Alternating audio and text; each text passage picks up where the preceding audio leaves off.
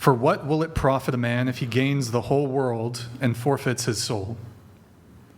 Are you relating that to how this affects us as a person? No. The idea here is just you can have all the material gain in the world, but if it's at the expense of the thing that makes you you, in this case, your soul, if it corrupts the very thing that makes you the person that you are, then who cares about all the material things you gain at its expense, right? That's the idea. Like, do you guys ever feel bad? Do you ever go to sleep at night and feel like guilty and bad for how you talk to these guys? Do you ever I mean, at first, when I first started doing it, but eventually I realized they choose to do this. This is what they want. They're grown men, and they have done their own research and found out all these different kind of possible kinks that they could have, and this was what they went with. So, but your initial reaction was empathy and feeling bad. Do you think that you just got jaded over time? I mean, no, because I didn't think too hard about how they got off to it. It was just like an initial saying something mean to someone else. You would think that they are hurt by it, but they're not. Don't you feel like icky talking to them like that, though? Like, No. you personally, don't you feel like shitty for talking to people like that? No. No, not at all. Not even in house. Laura, would you agree, though, that you need to have a soul in order to lose it? Absolutely. That's what I was saying. She initially felt guilty, so it's like she Okay, lost her empathy. I sold my soul. Yes. Oof. No daughters. Still no daughters. Terrifying. Yeah, but Excuse your me? sons will marry someday. So you Well, will have to deal with I'm going to it. screen those girls, okay? So, yeah, that's scary, too.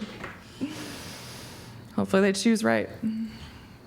They can watch this podcast for education. Actually, I have another quote related to that. Andrew, am I selling my soul by doing this podcast? Or is this on the up and up?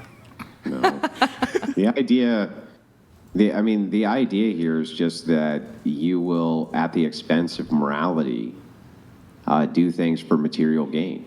That's just the idea. That's the very idea of the quote. It's just that you'll compromise all of yours. It's called the Faustian bargain. There's a great play that was written about this very thing. The idea was that you would be willing to sell your soul for materialism. And once you do that, you can't get the very thing back. So it's like that old adage Dave Ramsey used to always say, that a man will spend his entire health to gain wealth and then spend all of his wealth to get his health back, right? Mm-hmm. It's just how we value things. We make these value assessments and we fuck them up. And when you're young, you fuck them up worse because you feel like you're invincible and immortal. You never think that age will catch up with you. You're going to be the one who doesn't age. You're going to be the one who never gets older. You're going to be the one that never happens to. And it happens to everybody. And unfortunately, most people compromise their values in exchange for materialism. That's the modernity, right? I have a best friend, actually, and a couple of years ago, my friends come to me for relationship advice quite often. So I only know about like what femdom is when they first said it, because my friend came to me and she said, I started seeing this guy, and he literally has this weird, told me after a month or so, and she was showing me the text, and like, it's like, it just was graphic, funny, sad. Like, he was like, he sent her like a picture, and he was like, tell me it's so small you can't even use it. Like, it was so sad. And she was just like, she said she felt like shit inside. She was like, I can't do this anymore. Like, he sent me like so much money, but I feel like crap. What should I do? And I'm like, you should stop.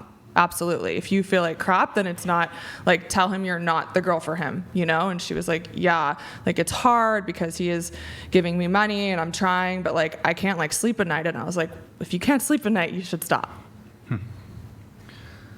Wait, Andrew, I got a question for you. Yeah, I didn't really mean to make it into like a virtue signal thing. I'm not saying you're virtue signaling. I'm just saying I'm just trying to explain kind of what the principle is, right? I think everybody, for the most part, at least in the West, is going to come to various crossroads of choice where they'll have the choice in which they can compromise the very belief structure that they have in exchange for some type of material possession that they desire. And unfortunately, I think in modernity, most people will compromise that morality for that material possession. I think that is far more common than not. And I think in modernity that women suffer from this far more than men, which is why I consider men to be more virtuous than women. It's not because I hate women or think that women bad. I think that they're wired towards security, and because of that, it's far easier to compromise them when it comes to an exchange of morality for material possession. If you want proof of this, see Eve in the Bible, and you'll understand where I come to this conclusion. So, just saying. I have a quote for you, Andrew.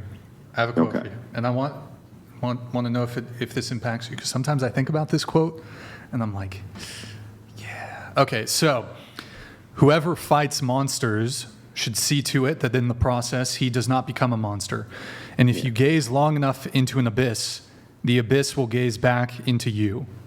Yeah, so that's modern Western philosophy stolen from Easterners who don't understand the distinction between essence and energy. But the thing is that no, you stare into the abyss long enough, or you dance. But the other way to say this, you dance with the devil doesn't change, devil changes you. This is actually antithetical to Christian ethics. The idea in Christian ethics being that you're always staring down at the abyss, and your job's to convert the world while you're staring down it. So no, I reject this kind of quote summarily.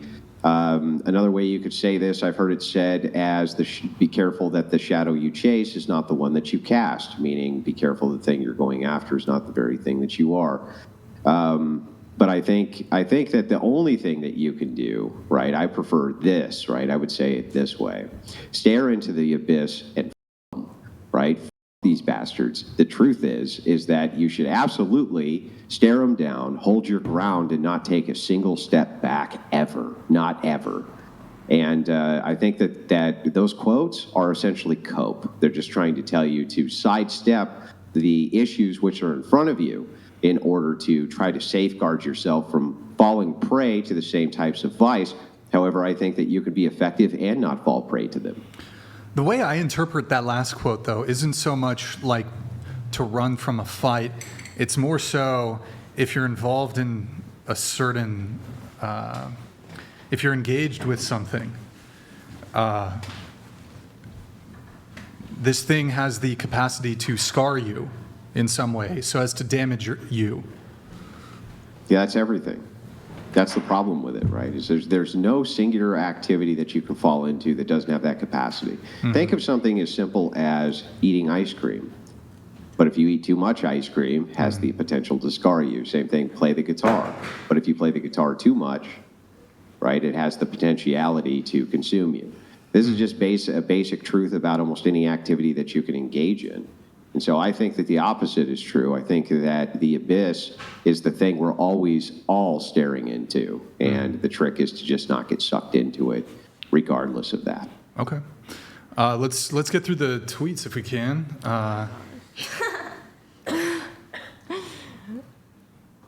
Read it, please. It should be your Scroll head in down the there. toilet.